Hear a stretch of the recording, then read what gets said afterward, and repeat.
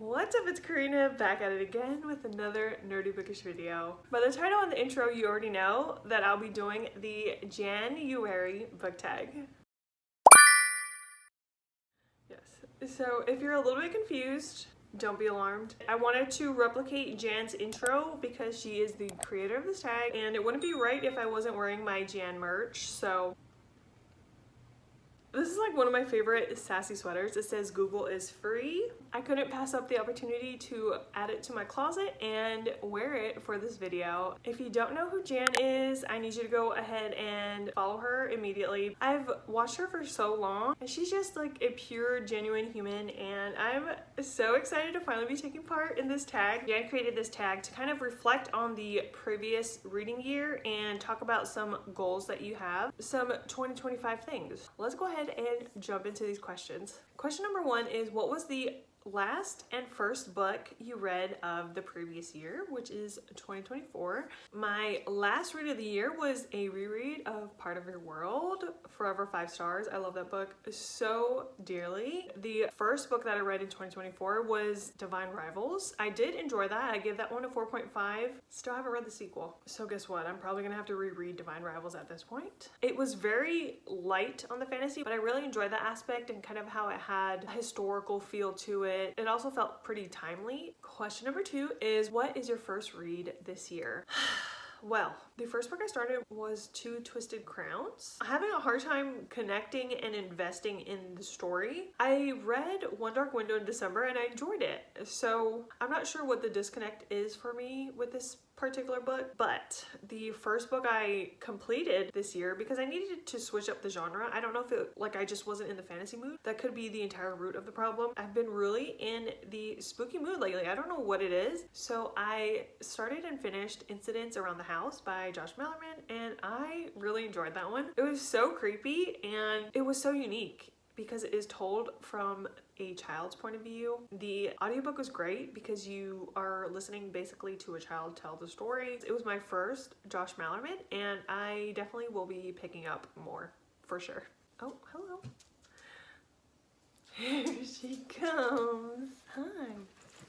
Say hi. I'm going to share your reading goals for 2025.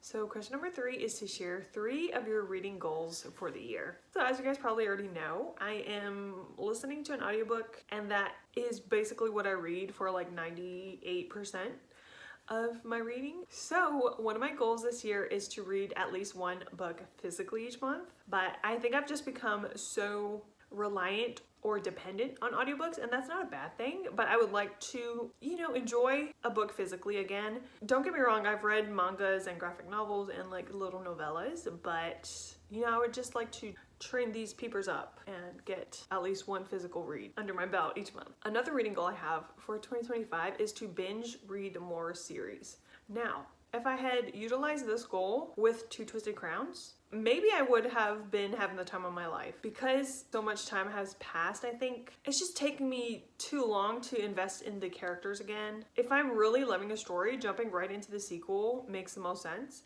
And I don't know why I don't do that often enough. Binging series this year is something that I would want to do for sure. Last reading goal that I want to share is to read from a wider range of genres, because now I'm primarily a romance reader. Like, that is probably between 60 and 80% of my reading, I believe. And I just want to, read from a variety of genres. Like, I'm such a mood reader, and I think that not switching things up more often, or, doing a better job of having some diversity in the genres that I read, I can get burnt out rather quickly, especially with the romances. Yeah, I'm figuring out that I want to read more horror. And I wouldn't have known that had I not been picking ones up and enjoying them. And even more lit fic. Like, I love literary fiction, and I haven't read enough, especially in 2024. So I definitely plan on changing that going into 2025 and discovering new favorites that might be out of my comfort zone and ones that I wouldn't have picked up otherwise.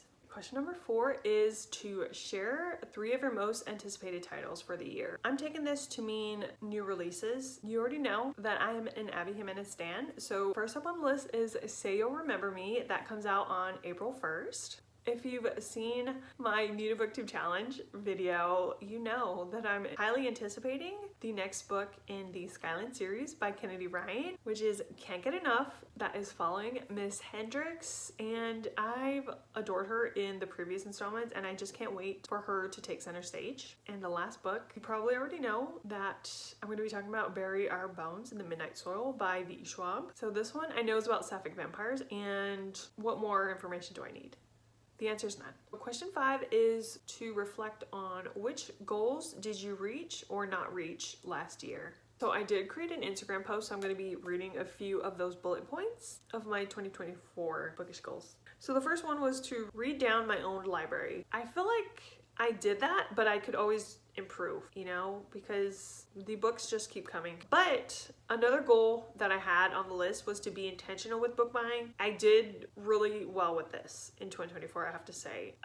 Of course I did buy books, but I bought them with intention. But going into 2025, I think there's always room for improvement with this one. Read 2 or more books each month. Why is it so hard? I think I did pretty well with this one. I do get book of the month, Fairy Loot, Illumicrate, not much longer. I have been including those picks in my monthly reads, so I think I did okay, but of course, room for improvement, I'm sure.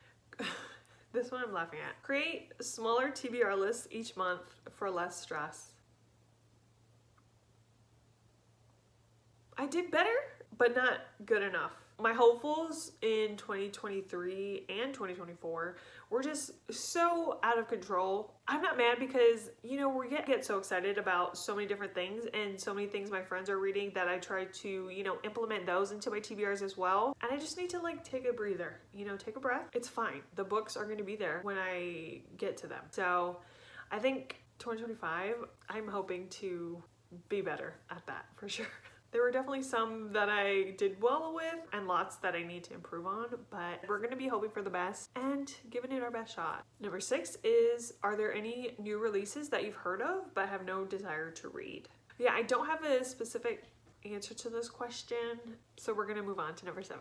Number 7 is, what are some reading habits you want to change this year, if any? For this one, I would like to take a slower approach with my reading. I might be doing a little too well with right now because I did decrease my reading goal for the year to 100 books just to alleviate stress that the Goodreads goal can sometimes give to its readers, and who needs that stress? Not me. I know that number is more than achievable for myself, so that is one change that I made with my Goodreads goal. I also want to prevent myself from trying to speed read through a book. I just want to, you know, spend more time in a specific story with its characters, especially if I'm loving it. That is one habit that I would love to improve on going into 2025. Question number 8 is, are there any adaptations you're excited about?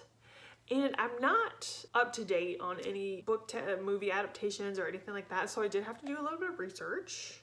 I don't have any specific dates, but I found out that Clara and the Sun by Kazuo Ishiguro is becoming a movie in 2025. I didn't really love the book. I am curious about the adaptation, especially because it does say that Jenna Ortega is going to be Clara, so could be interesting. I haven't read this, but Long Bright River by Liz Moore is set to release in 2025. I know it's a mystery thriller following a police officer whose sister has an addiction and her sister goes missing, so there's like a slow, intricate storyline there. I believe I do own the book, but I would love to read this one before watching. And I didn't know this, but Yellowface by R.F. Kuang is becoming a adaptation for TV. Don't know when that's releasing, but that is one that I just found out about, so how exciting is that? Almost done. Oh, sorry for the sun.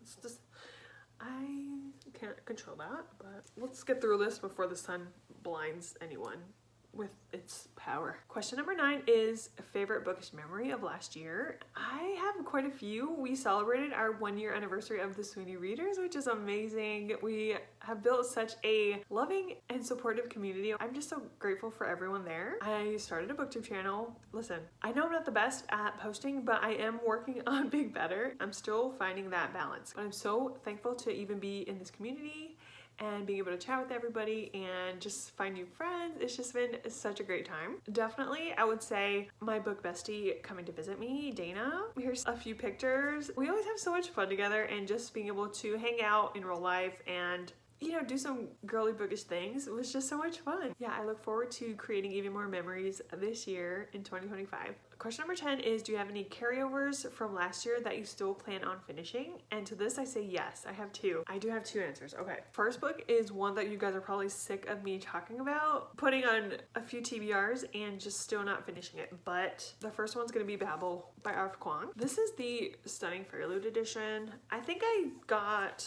70 or so pages into it and have yet to continue. This is one that I kind of want to take my time with and be able to kind of digest it at a slower pace. I just haven't given this the time to be at the forefront of my reading. This is one that I still plan on finishing, especially in 2025. My next one is not going to be any surprises as to why I haven't finished it still, even now. But that is the Count of Monte Cristo by Alexandre Dumas. First of all, hello. You see my tabs? That was a weekly breakdown that I thought I could accomplish before the end of 2024. And look at where I'm at. Still in the first section, but you know, it's fine. I have seen the movie so many times and have yet to read the book. So I'm still really trying to tackle and accomplish this beast in 2025. I just know I'm gonna love it, so I'm excited, and I don't know when I'll be jumping back in, but it is still very much high on my list of books to finish in 2025. All right, that was the January book tag. I hope you guys enjoyed watching because I had so much fun answering these questions. Shout out to Jan for creating this tag and allowing us to kind of reflect on the past and look forward to the new year. Thank you so much for watching and hanging out with me today. If you made it this far and you want to let me know, feel free to leave the anchor emoji in honor of the ship on the front of the Count of Monte Cristo. I hope you have a lovely day, afternoon, or night whenever you're watching, and I'll see you again soon in another video. Until next time.